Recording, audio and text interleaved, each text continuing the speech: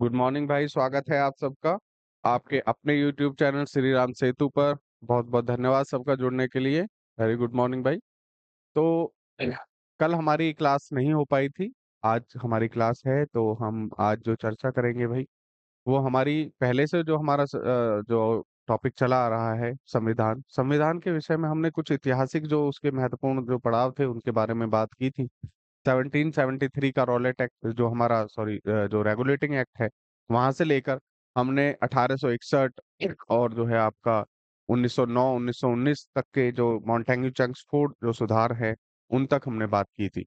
आज जो हम बात करना चाहते हैं वो बात करना चाहते हैं 1935 का भारत शासन अधिनियम। देखिए, भारत शासन अधिनियम जिसमें कि हम अपने, अगर हम बात करें कि हमारे संविधान का जो 9 60 to 70 60 यानी 60 से 70% जो है, 60 से 70% 60 से 70% जो हमारा संविधान है, वो एज इट इज शब्द लिया गया है कहाँ से? भारत शासन अधिनियम 1935 से। ठीक है, भारत शासन अधिनियम 1935। ठीक है, अब बातें करते हैं 1935 से हमारा 60 से 70 जो प्रतिशत जो भाग है वो लिया हुआ है। अब बात करते हैं कि इसमें जो है किस तरह से इसको बनाया गया, क्या इसकी पृष्ठभूमि थी। तो इसको पहले हम देख लेते हैं। इसमें देखिए, अनुच्छेद जो थे 1935 के जो अधिनियम था, उसमें कितने अनुच्छेद थे? उसमें 321 अनुच्छेद थे टोटल। उसमें 14 भाग थे।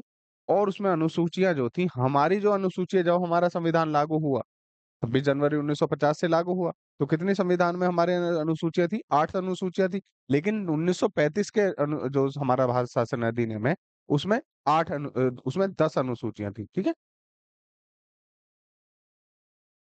10 अनुसूचियां। ठीक है, तो ये बात हो गई हमारी। अनुच्छेद कितने थे? 321 थे। हमारे भाग कितने थे? 14 थे। और जो अनुसूचियां थी वो 10 थी। ठीक है, ये हमारा मोटा मोटा सा है कि जो है किस तरह से हमारा संविधान में क्या क्या चीजें थी, क्या कितना इसका विकास था, कितनी इसकी जो है, कितना विशालता क्या थी इसकी। 321 अनुच्छेद थे, लेकिन काफी बड़ा ये था क्योंकि हमारा जो संविधान लागू हुआ उसमें 395 अनुच्छेद थे और भाग भी 22 थे। तो ये उससे काफी छोटा तो नहीं था, लेकिन ये मतलब इसी से देखिए, हमारा जो देश है, हमारे देश को जो है 15 अगस्त 15 अगस्त 1947 को हमारे जो है देश आजाद हो गया। देश आजाद होने पर 15 अगस्त से लेकर और 26 जनवरी 1950, ये जो पूरा पीरियड था, देखिए, ये जो पूरा पीरियड था जब तक हमारा देश में हमारा संविधान लागू नहीं हो गया, बनकर तैयार नहीं हो गया। यह बनकर तो 26 नवंबर 1949 को ही हो गया था। लेकिन जो बनाया, जो चलाया, जो उसको लागू किया गया, वो 26 जनवरी 1950 को किया गया। तो 26 जनवरी 1950 को हमारे भारत में कितने इस यहाँ से लेकर, तो यहाँ से लेकर और यहाँ तक कौन सा ऐसा अधिनियम था जिससे भारत की जो रूपरेखा चल रही थी, भारत को संचालित किया जा रहा था? तो वो था भारत शासन अधिनियम 1935। भारत शासन अधिनियम 1935 के तहत ही जो है भारत में जो है चीजों को चलाया जा रहा था। भारत का संविधान यही था उस बीच में। ठीक है, उस टाइम पीरियड में। अब बात करते हैं इसकी पृष्ठभूमि की। देखिए, मैंने आपको बताया था जो 1919 का जो मॉन्टेग्यू चेम्सफोर्ड जो सुधार थे, 1919 के चेम्सफोर्ड सुधार में कुछ चीजें देख लेते हैं। यहाँ पे एक तो केंद्रीय विधानसभा थी।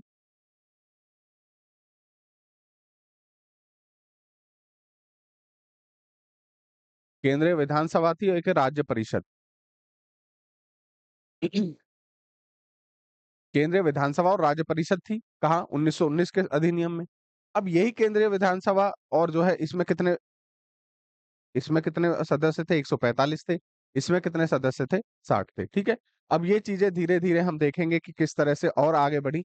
देखिए, 1919 का जो मॉन्टेग्यू चेम्सफोर्ड सुधार था, उसमें केंद्रीय विधायिका में 145 मेंबर थे। हालांकि ये भी जो है इलेक्टेड और नॉमिनेटेड की फॉर्म में थे। तो इनको अगर, हालांकि इतना पूछता नहीं है, अगर देखेंगे आप तो 104 तो ये थे नॉमिनेटेड, इलेक्टेड थे। और 4 जो 41 जो थे ये नॉमिनेटेड थे। ठीक है, नॉमिनेटेड थे।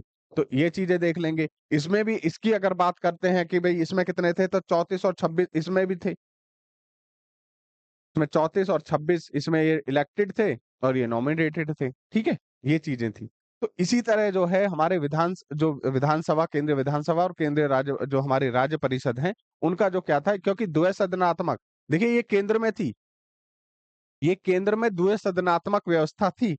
मैं आपको बता दूं, केंद्र में द्वैसदनात्मक व्यवस्था थी। और जो है द्वैध शासन कहाँ पर था, ये राज्य में द्वैध शासन जो है राज्य में था।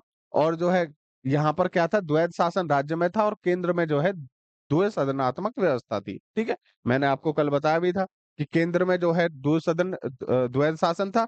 1935 में द्वैध शासन कहाँ पर आया, 1935 में आया। और जो है वो द्वैध शासन केंद्र में लागू कर दिया और द्वैसदनात्मक व्यवस्था जो थी वो कहाँ पर, राज्यों में चालू कर दी गई। अब यहाँ पर आप देख रहे हैं कि हमारे 145 जो मेंबर हैं, ये बढ़कर कितने हो जाएंगे ये 375 हो जाएंगे। अगर हम 1935 की बात करें, 1935 की अगर बात करें हम, अभी हमने 1919 को देखा है, अब हम 1935 को देखेंगे। ये केंद्रीय विधानसभा, केंद्रीय विधानसभा और राज्य परिषद, इसमें इसकी अब कितनी हो गई, 375 हो गए मेंबर इसके, और इसके 260 हो गए। ठीक है, ये चीजें ध्यान रखेंगे भाई। 1935 के अधिनियम में, भारत शासन अधिनियम 1935 में केंद्रीय विधानसभा में 375 मेंबर हो गए, जो पहले कितने थे, 145 थे। 145 से कितने हो गए, 375 हो गए। यहाँ पे 60 मेंबर थे, यहाँ से अब कितने हो गए, 260 मेंबर हो गए। तो ये चीजों को थोड़ा सा ध्यान रखेंगे। ठीक है, अब बात करते हैं भाई इनका जो है इस कार्यकाल की बात करें, तो जो 1919 का जो विधानसभा और जो राज्य परिषद थी, उनका कार्यकाल था 1919 का, 1919 की केंद्रीय जो विधानसभा थी हमारी, सभा का कार्यकाल 3 वर्ष, व राज्य परिषद का 5 वर्ष था। ठीक है भाई, ये बहुत इंपॉर्टेंट है। 1900 जो मॉन्टेग्यू चैम्सफोर्ड था, उसमें इसका जो समय था वो कितना था, 3 साल था। और यहाँ पर जो केंद्रीय राज्य परिषद थी उसका कितना था, 5 वर्ष था। लेकिन ये बढ़ाकर अब कितनी कर दी गई, 1935 में कितनी कर दी गई, जो आज है हमारी लोकसभा और राज्यसभा की जो चीजें हम देखते हैं, वो आज कर दी गई। तो इसकी जो समय सीमा है वो 5 कर दी गई, इसका कार्यकाल 5 कर दिया गया। और इसका 5 कर दिया गया और इसका 6 कर दिया गया, 6 वर्ष, 6 वर्ष। तो ध्यान रखेंगे, 5 से 6 वर्ष जो है कहाँ पर किया गया, वो यहाँ पर किया गया। ध्यान रखेंगे भाई, 1935 का जो भारत शासन अधिनियम था, उसमें जो केंद्रीय विधानसभा, जो आज हम लोअर हाउस कहते हैं, जो हम लोकसभा कहते हैं, उसकी कार्य समय सीमा कितनी कर दी गई, 1935 में 5 वर्ष कर दी गई। और जो है ये 200 ये जो हमारी राज्य परिषद थी, इसकी कितनी कर दी गई, 6 वर्ष कर दी गई। ठीक है, ये थोड़ा सा किस किस तरह से ये बटे हुए थे। चलिए, अब बात करते हैं हम थोड़ा सा कि जब 1919 का, देखिए पृष्ठभूमि अगर हम देखें, मैं थोड़ा सा एक आपको बताना चाहता हूँ 5 मिनट के लिए। 1919 का जो भारत शासन अधिनियम था, उससे पहले ये किसका एक जो है परिणाम था, ये 1919 के मॉन्टेग्यू चैम्सफोर्ड सुधार में 1921 में जो लागू हुआ।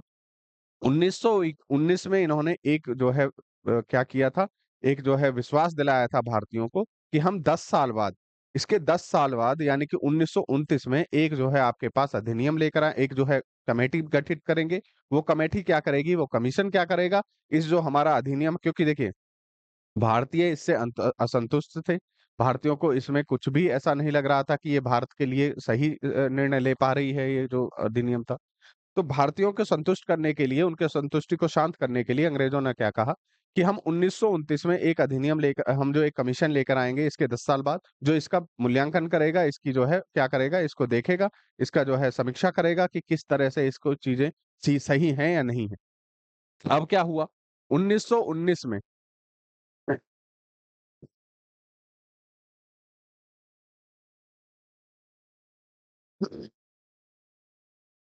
1919 में जो चैम्सफोर्ड सुधार थे, उसके 10 साल बाद यानी कि 1929 में कोई सुधार आना कमेटी आनी थी, कमीशन आना था। लेकिन 1927 में भारतीय पृष्ठभूमि और राजनीतिक उथल-पुथल को देखते हुए 1927 में ही एक कमीशन का गठन किया गया जिसका नाम था साइमन।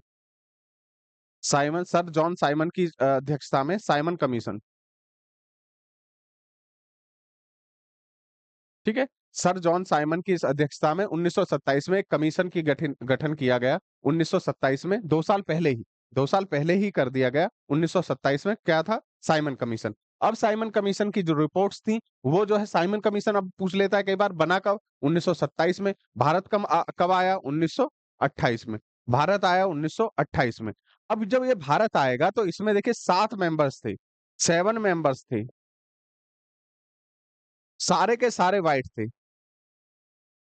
ठीक है? व्हाइट इसको कमीशन भी कहा जाता है, ठीक है? श्वेत कमीशन इसको कहा जाता है और इसके जो है इस क्योंकि देखिए सातों के सातों मेंबर जो भारतीय थे, भारतीयों का ये तर्क था कि भई ये सही बात भी थी वैसे कि आप देखें कि साइमन कमीशन जो है भारत में जिस तरह की जो कार्यप्रणाली चल रही है उसकी समीक्षा करने के लिए आप लोग आ रहे हैं और भारतीय उसमें एक भी नहीं है, आप सारे के सारे अंग्रेज हैं। साइमन कमीशन में सारे के सारे 7 सदस्य अंग्रेज थे। तो उसको देखते हुए यहाँ का इसका जो साइमन था इसका बहुत विरोध हुआ, ठीक है? साइमन गो बैक के नारे लगे और इसमें लाला लाजपत राय आप जानते होंगे, लाला लाजपत राय पंजाब में इसके विरोध करते हुए अंग्रेजों ने इन पर जो है लाठियों के प्रहार किया और ये जो है इनको मृत्यु हो गई। इनकी मृत्यु के बाद जो है जो हमारे भगत सिंह, सुखदेव और राजगुरु के ने ये निर्णय लिया कि इनके इनकी मृत्यु के लिए जिसने ऑर्डर दिए थे, जिसने लाठीचार्ज का ऑर्डर दिया था, ठीक है? उसको हम जो है जो स्कॉट था, स्कॉट को हम जो है मारेंगे। तो स्कॉट एक स्कॉट था और एक था सैंडर्स। अब मारना तो स्कॉट को था, इसके लिए प्लानिंग की गई थी, लेकिन मर गया था कौन? सैंडर्स। सैंडर्स की हत्या हो गई और हालाँकि वो मारना स्कॉट को चाहते थे। सैंडर्स जो है यही जो है बाद में लाहौर जो केस के नाम से जाना गया। सुखदेव, राजगुरु और भगत सिंह पर ये केस चला और इसी केस के जो है परिणाम थे कि उनको फांसी की सज़ा मिली। तो यही जो इसका परिणाम क्या था 1919 का ही अधिनियम यहीं से चलता है। साइमन कमीशन आता है 1927 में, फिर 1927 में 1928 में लाला लाजपत राय इसका विरोध करते हैं जब भारत आने पर और जो है इसका विरोध होने पर इसको जो है इनकी मृत्यु हो जाती है। ये इस तरह से अलग चल रहा था एक आंदोलन। अब बात करते हैं यहीं पे जो है क्या होगा नेहरू रिपोर्ट, नेहरू रिपोर्ट। मोतीलाल नेहरू की अध्यक्षता में देखिए इन्होंने कहा कि एक ऐसा संविधान बना के दिखाइए, ऐसी एक रूपरेखा तैयार करके दिखाइए, जो इतने विशाल भौगोलिक क्षेत्र की हर व्यक्ति का प्रतिनिधित्व करती हो। इतनी संस्कृतियाँ हैं, विविध प्रकार के हमारे जो है धार्मिक कर्मकांड हैं, उनके सबका प्रतिनिधित्व करे और एक ऐसी जो है संविधान बनाकर दिखाइए। इसको चुनौती के रूप में लिया मोतीलाल नेहरू ने। उन्होंने पूरा एक जो है एक सर्वदलीय बैठक के रूप में बुलाई और उन्होंने कहा कि हमको एक तरह से इसको इनको दिखाना है, चुनौती के रूप में लिया अंग्रेजों की इस बात को। तो यहाँ पर नेहरू रिपोर्ट 1929 में आई। 1929 में नेहरू रिपोर्ट आई। नेहरू रिपोर्ट को देखिए साइमन कमीशन और नेहरू रिपोर्ट की समीक्षा के लिए ये 1929 के बाद 1930, 1931 और 1932 ये तीन चीजें बहुत इंपॉर्टेंट हैं, आप जानते होंगे। ये हैं गोलमेज सम्मेलन, गोलमेज मेज सम्मेलन, round table conferences. Round table conferences London में हुई थी भाई, 3 हुई थी 1930, 1931, 1932। ठीक है? अगर आपसे पूछे कि तीनों राउंड टेबल कॉन्फ्रेंसेस में भारत की तरफ से कौन गया था? भारत की तरफ से भारत का कौन ऐसा प्रतिनिधि था जो तीनों जो है जो राउंड टेबल कॉन्फ्रेंसेस थी उसमें हिस्सा लिया था? वो कौन थे? डॉक्टर अंबेडकर। ठीक है? डॉक्टर अंबेडकर जो थे, वो तीनों राउंड टेबल कॉन्फ्रेंसेस में गए थे यहाँ से, ठीक है? और बात करें अगर कि ऐसा कौन थे जो कि अब क्या हुआ? यहाँ पर राउंड टेबल कॉन्फ्रेंस में तीनों में इन्होंने भाग लिया, तीनों बार गए ये। अब बात करें 1932 यानी कि ये पहला है, ये दूसरा है, ये तीसरा है। दूसरे में कौन गए? दूसरे में कांग्रेस ने भाग लिया, दूसरे ने कांग्रेस में भाग लिया और कांग्रेस की तरफ से कौन गए? महात्मा गांधी जी, ठीक है? महात्मा गांधी जी गए।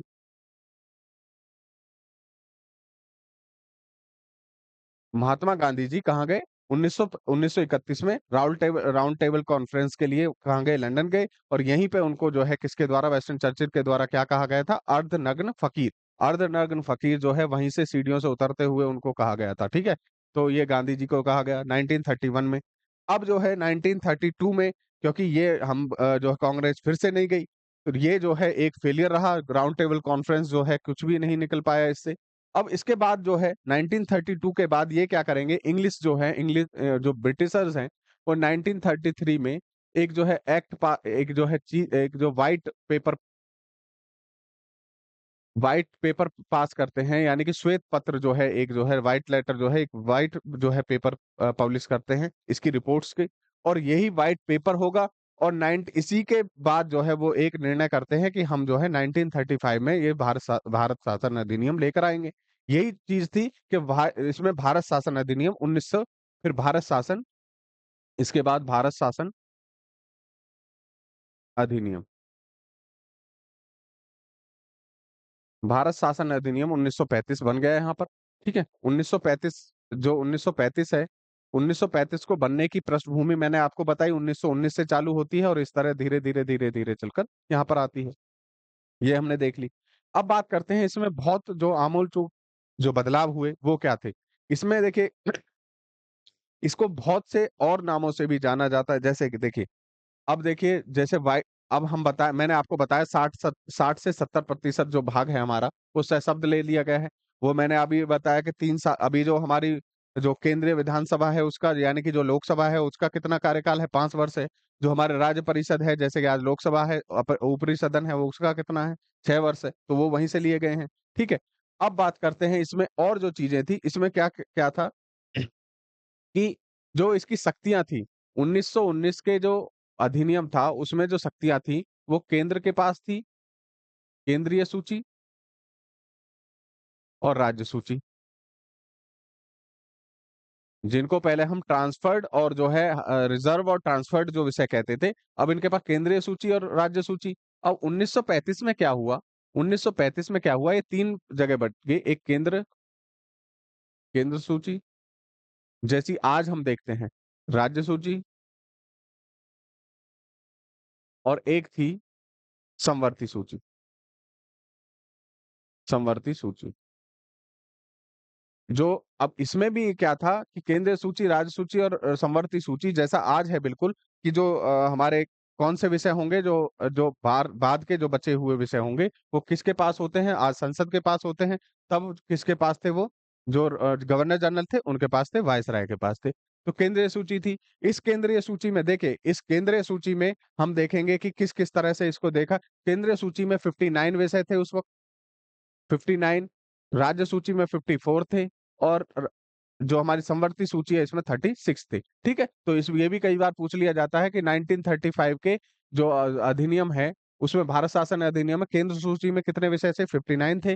राज्य सूची में कितने विषय से? 54 थे। समवर्ती सूची में कितने विषय से? 36 थे। ठीक है, इन चीजों को हम देखते हैं। अब चीजें देखते हैं, देखिए आगे बढ़ती हैं, इसमें और क्या बदलाव, इसमें और जो महत्वपूर्ण बदलाव हुए, इसमें एक फेडरल कोर्ट की अवधारणा जागृत हुई। फेडरल कोर्ट कैसे कह रहे हैं हम भाई? हम सुप्रीम कोर्ट क्यों नहीं कह रहे? क्योंकि हमारा तो सुप्रीम कोर्ट है आज। लेकिन सुप्रीम कोर्ट की अवधारणा तो 1950 में आई। इससे पहले ये फेडरल कोर्ट ही था, दिल्ली में ही था। इसका जो ये 1937 में, जो 1935 के भारत शासन अधिनियम में ही जो है स्थापित किया गया। इसका जो है 1935 के भारत शासन अधिनियम से फेडरल कोर्ट एक आया।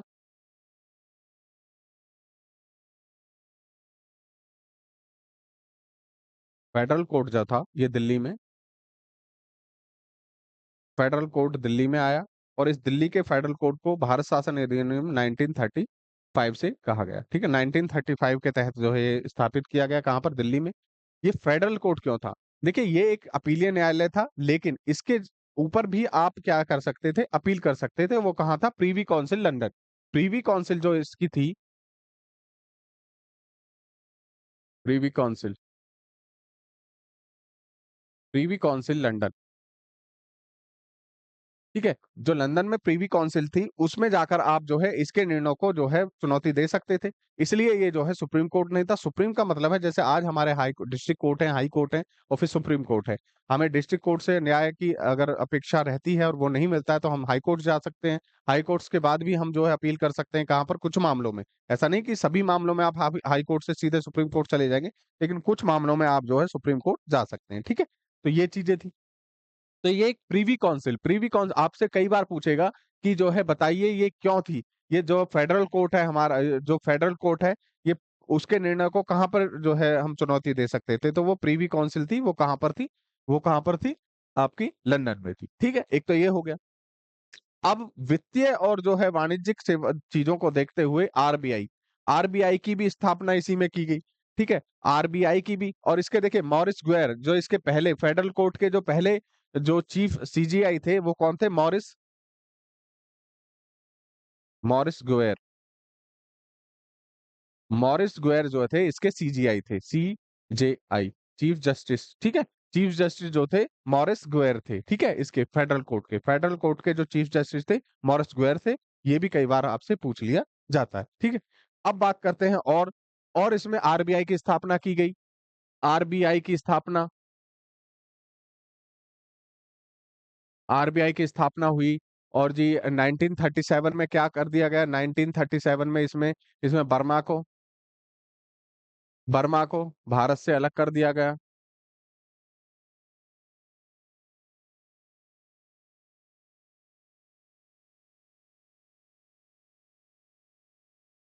भारत से अलग कर दिया गया। ठीक है, तो ऐसी चीजें, आरबीआई की स्थापना होती है। ठीक है, आरबीआई की मुंबई में स्थापना होती है 1937-5 में। भारत को बर्मा से अलग कर दिया जाता है, क्योंकि देखिए भौगोल जो नॉर्थ ईस्ट है हमारा, ये इसी का ही जो है विस्तारित रूप क्या था? म्यांमार था, बर्मा था। तो आज भी देखते हैं तो वहां पर जो है चीजों को कार्यान्वित करने में बहुत चुनौती फेस करती है गवर्नमेंट। आप आज भी देखें तो रेल, बहुत से क्षेत्रों में रेल आज तक नहीं पहुंची है, क्योंकि बहुत ही उबड़ खाबड़ और एक तरह से बहुत ही इस तरह से चुनौतीपूर्ण चीजें हैं वहां पर। अब उसी चीज को, और वहां पर बहुत ही, क्योंकि वर्मा भी बहुत बड़ा क्षेत्र है, और वर्मा को जो है इनको संचालित करने के लिए, एडमिनिस्ट्रेटिंग करने के लिए बहुत बड़े संसाधन वहां पर जा रहे थे। और वो वहां से उतना संसाधन ये दोहन कर नहीं पा रहे थे। जबकि पूरा और इंडिया जो है इधर हमारा जो इंडियन जो चीजें हैं, जो आज हम भारत में है, वहां पर चीजें बहुत ज्यादा ये क्या कर सकते थे? दोहन कर सकते थे, और बहुत कम समय में। ठीक है, तो इस तरह से हम देखते हैं। एक चीज और थी इसमें महत्वपूर्ण, इसमें जो है अखिल भारतीय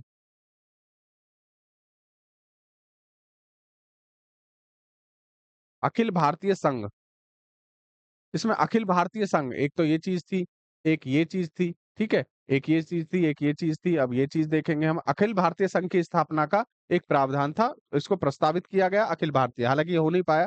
क्यों नहीं हो पाया मैं बताता हूँ।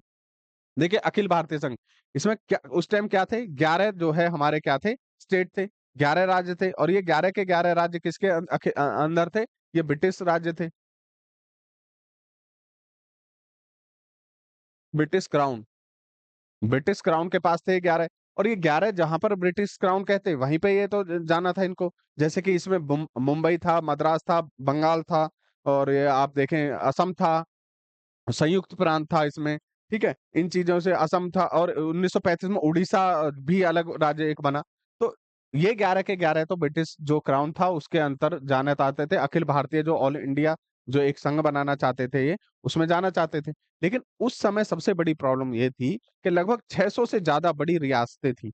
600 से ज्यादा रियासतें थी, 600 से ज्यादा रजवाड़े थे। उन 600 से ज्यादा रजवाड़ों ने यहाँ पर जो है पार्टिसिपेट नहीं किया, वो यहाँ पर नहीं गए। ठीक है, तो जब वो यहाँ पर नहीं गए तो ये अखिल भारतीय जो संघ की जो स्थापना का उनका प्रस्ताव था वो नहीं हो पाया, अखिल भारतीय चीजें नहीं हो पाई। ठीक है, आप ध्यान देंगे क्योंकि वहां पर उस वक्त 600 से ज्यादा रियासतें थी। आज भी हम और आप देखते ही हैं, आपके गांव के पास, छोटे कस्बों के पास अगर देखें तो आपसे दो चार गांव में कोई भी एक कह देगा कि ये यहाँ पर वो राजा रहते थे, ये उनकी कोठियां हैं, ये उनके महल हैं, ये खंडर पड़े हैं जो आज। तो वो इसी तरह के छोटे मोटे राजा जो थे वो 600 थे। 600 से ज्यादा रियासतें थी उस वक्त। ठीक है, तो इनको एक कर पाना, क्योंकि वहां पर देखिए उस समय भारत की कोई ऐसी परिकल्पना तो की नहीं गई थी। भारत का ऐसा कोई चित्रित हुआ नहीं था कि भारत एक होगा, अखंड होगा। लेकिन आज जो चीजें हैं वो अलग हैं। ठीक है, चलिए, तो ये चीजें हैं भाई।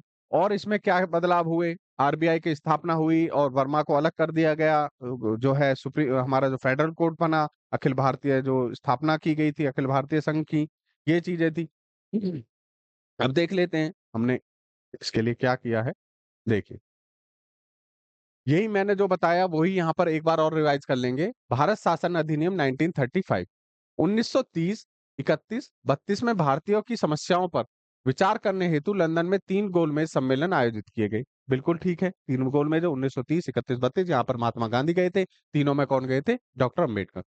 प्रथम गोलमेज सम्मेलन का कांग्रेस ने बहिष्कार किया और तीसरे का भी बहिष्कार किया। दूसरे में केवल कांग्रेस गई थी। मार्च 1931 में गांधी इरविन समझौता होता है।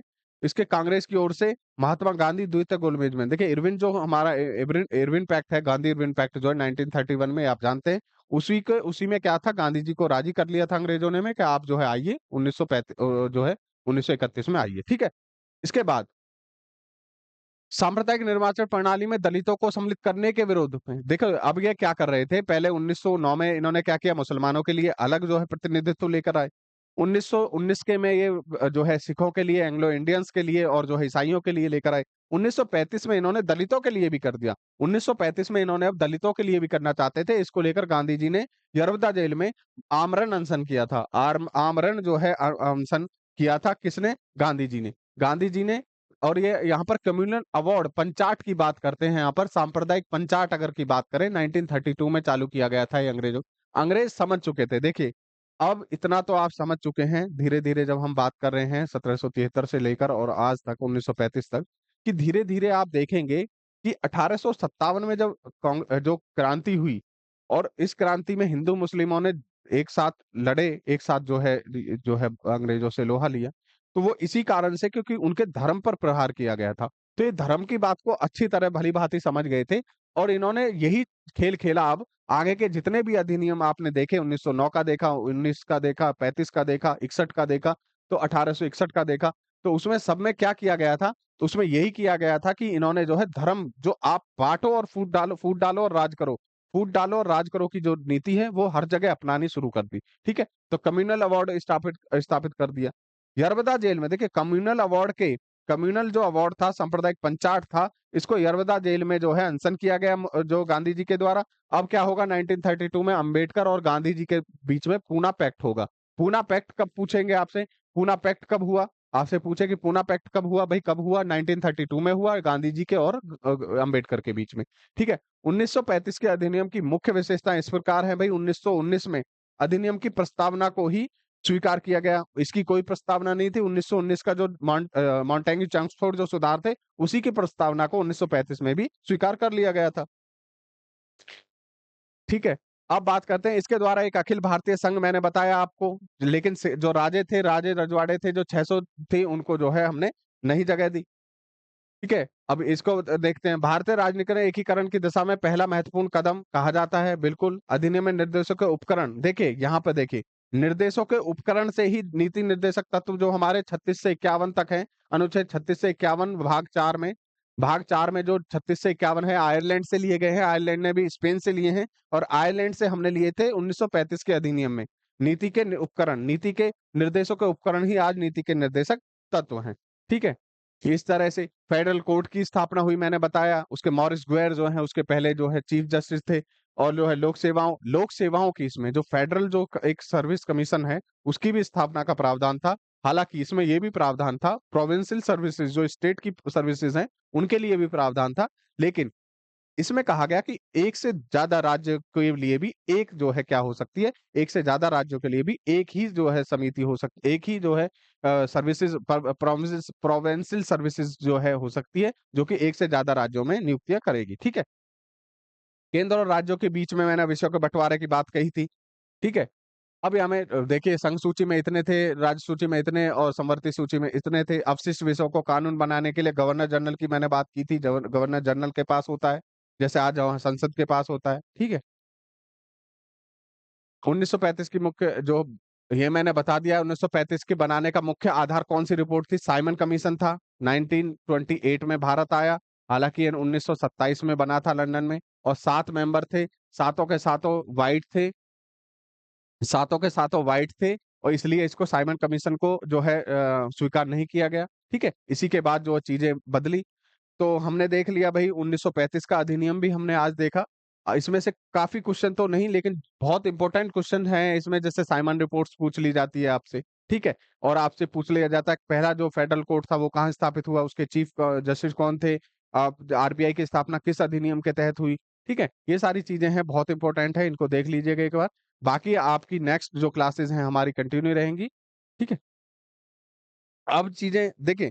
अब मैं जैसे कि मैं आपको बताना चाहता हूँ, देखिए 1927 में जो रिपोर्ट्स आई थी, 1927 में रिपोर्ट आई, 1927 की रिपोर्ट के बाद 1928 में जो है भारत आया।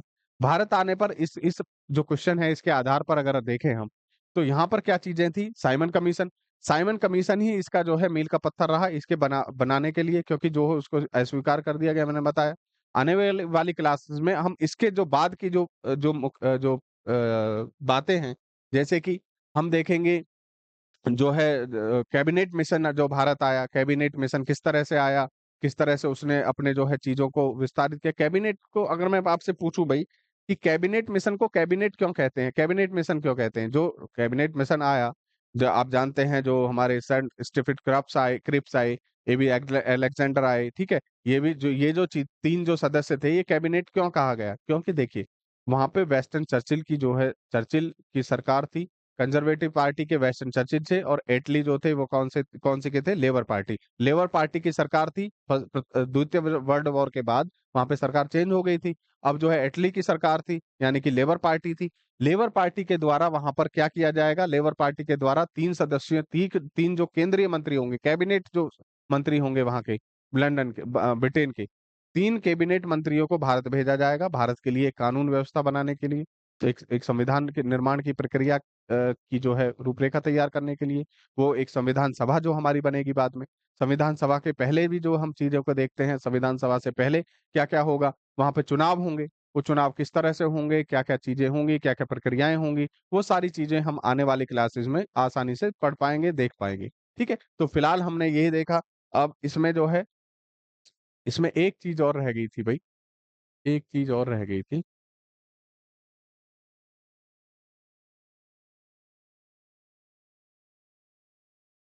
जी, देखिए, जो अंबेडकर हैं, अगर आप पूछें कि भाई अंबेडकर तीनों जो गोलमेज सम्मेलन है उनमें क्यों गए थे, 19, 30, 31 के तीनों गोलमेज सम्मेलन में, 1930 में भी ये गए, 1931 में भी ये गए, और जो है 1932 में भी गए। तो ये ऐसा क्या था कि ये तीनों गोलमेज सम्मेलनों में जाते थे। देखिए, मैंने बताया 1932 में पूना पैक्ट हुआ। पूना पैक्ट कब हुआ, 1932 में। और पूना पैक्ट से पहले जो है क्या किया हुआ था अंग्रेजों ने, उन्होंने ऐसा झांसा दिया हुआ था, या ऐसा जो है उन्होंने इस तरह की फूट डाली हुई थी कि जो है आप पर जो है बहुत ज्यादा जो है क्या किए जा रहे हैं, अत्याचार किए जा रहे हैं, हम आपको एक अलग जो है स्टेटस देंगे, अलग जो है प्रतिनिधित्व देंगे। तो ये जो हम बताते हैं कि जो दलितों को जो अलग प्रतिनिधित्व, अलग भड़काने की जो राजनीति थी अंग्रेजों की, उसको लेकर जो है क्या किया, उसको लेकर डॉक्टर अंबेडकर की तरफ से जो है दलितों का प्रतिनिधित्व किया गया। दलितों का प्रतिनिधित्व किया गया, तीनों गोलमेज सम्मेलनों में ये गए। तो तीनों गोलमेज सम्मेलनों में जाने वाले एकमात्र भारतीय कौन थे, डॉक्टर अंबेडकर थे। हालांकि डॉक्टर अंबेडकर अगर नहीं होते, डॉक्टर अंबेडकर की जितनी बड़ी भूमिका भारतीय संविधान को बनाने में है, उतनी शायद किसी और की होगी। क्योंकि जब हम संविधान सभा पढ़ेंगे तो आपको मैं बताऊंगा कि डॉक्टर अंबेडकर पहले मुंबई से लड़ते हैं चुनाव। मुंबई से चुनाव लड़ने पर ये हार जाते हैं। उसके बाद ये जैसी कुल्ला जो बांग्लादेश में जो है ये आपके मुस्लिम लीग की सहायता से जैसी कुल्ला में जो है चुनाव लड़ते हैं, वहां से ये जीत जाते हैं। लेकिन 1947 में जैसे जैसे क्या होता है, 1947 में भारत का विभाजन हो जाता है, पूर्वी पाकिस्तान और उत्तरी जो पाकिस्तान, पश्चिमी पाकिस्तान है, ये बन जाता है। तो पूर्वी पाकिस्तान में वो जैसी कुल्ला जो है वो चला जाता है, तो फिर से इनकी सीट जो है खाली हो जाती है।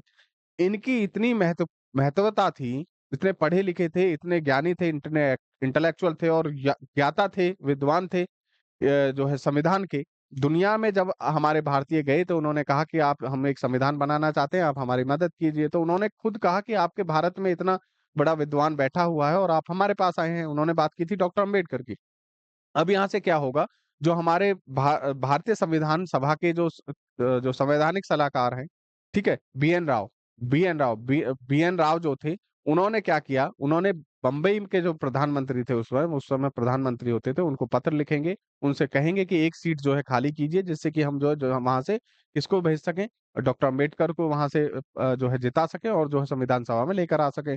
तो पुणे की जो सीट है, पुणे की सीट खाली की जाएगी इनकी वजह से, और जो पुणे से ये जीतेंगे और फिर संविधान सभा में आएँगे।